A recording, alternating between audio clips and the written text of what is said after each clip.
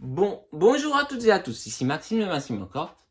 Et aujourd'hui, je vous présente le nouveau format de l'histoire gréco-romaine. Nous allons commencer par l'histoire du premier empereur de Rome, Octave.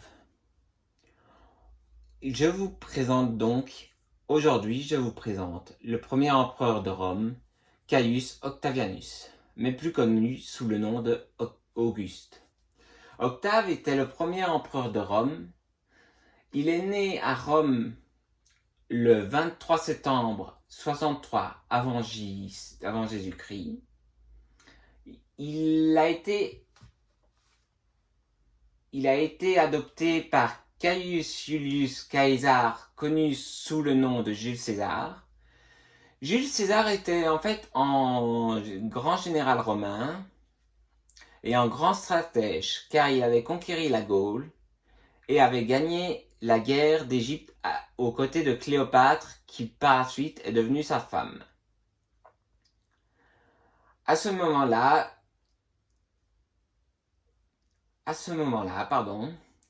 Caius Julius César adopte en 45 avant Jésus-Christ Octave et se prénomme donc à ce moment-là Caius Julius Caesar Octavianus.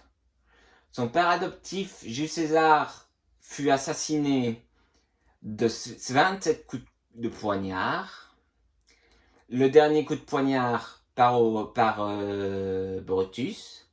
Et la dernière chose qu'il ait dit à Brutus, c'est « toi aussi mon fils », car il s'était titré dictateur ad vitam aeternam. Car César avait avant le titre de dictateur pendant 10 ans, et par la suite, c'est proclamé dictateur à vie, car à ce moment-là, il avait les pleins pouvoirs à Rome. César est donc mort le 15 mars 44 avant Jésus-Christ. À ce moment, Octave a partagé le pouvoir avec deux hommes. Marc-Antoine, qui est en général ami de Jules César, et Lépide, ce qui créa le second triumvirat, qui était une alliance politique de la Rome antique. Octave a donc décidé de venger son père adoptif en faisant tuer tous les assassins de César. Puis il a déclaré la guerre à Marc-Antoine et Lépide, ce qui mit fin au second triumvirat. En 32 avant Jésus-Christ, à ce moment, le Sénat lui donne les pleins pouvoirs et choisit de lui donner un titre entre Romulus ou Auguste.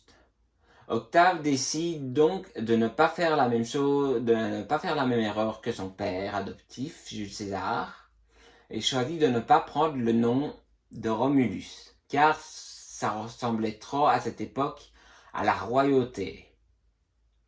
Octave préfère donc de s'appeler Auguste. Auguste fait croire aux sénateurs qu'ils avaient du pouvoir pour rentrer dans leur bonne grâce. Cela plaisait aux sénateurs, et pour récompenser Auguste, il lui donnait le titre de princeps, c'est-à-dire le premier. Donc ce titre fait de lui le premier empereur de l'Empire romain. Du 16 janvier 27 avant Jésus-Christ jusqu'à sa mort naturelle le 19 août après Jésus-Christ, à Nola, près de Naples,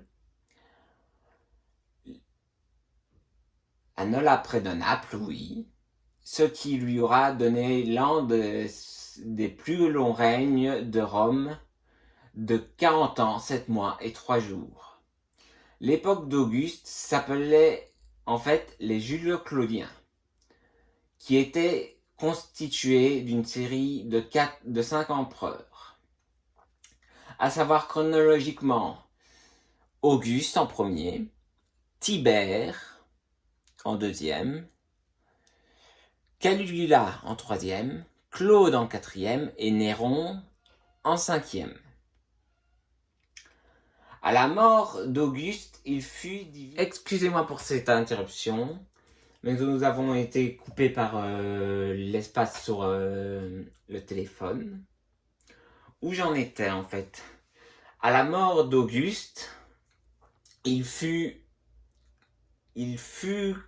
divinisé en tant que Dieu, comme son père adoptif Jules César, qui a été brûlé sur la place publique, où on peut voir toujours sa tombe dans le Forum romain.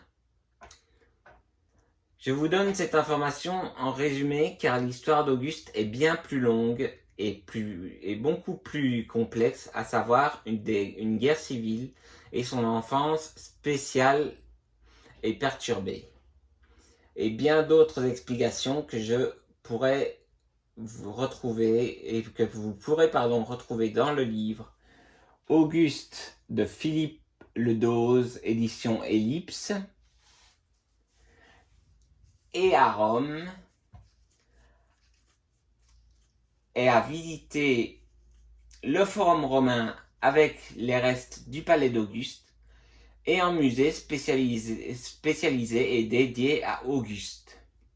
J'espère que vous pouvez voir ici le buste d'Auguste, le livre que je vous ai mentionné. Toutes les infos sont là-dedans, si vous voulez en savoir plus. J'espère que ce type de vidéo vous plaira. Dites-le dans les commentaires. Je le ferai peut-être en italien aussi. Comme ça, ça fera de l'italien sur la chaîne. Je trouve que ce type de vidéo, c'est bien à préparer. Vu qu'on se remet un peu dans l'histoire. Et dans les connaissances historiques. Bref, j'espère que ça vous aura plu. N'oubliez pas de commenter, de liker, de vous abonner.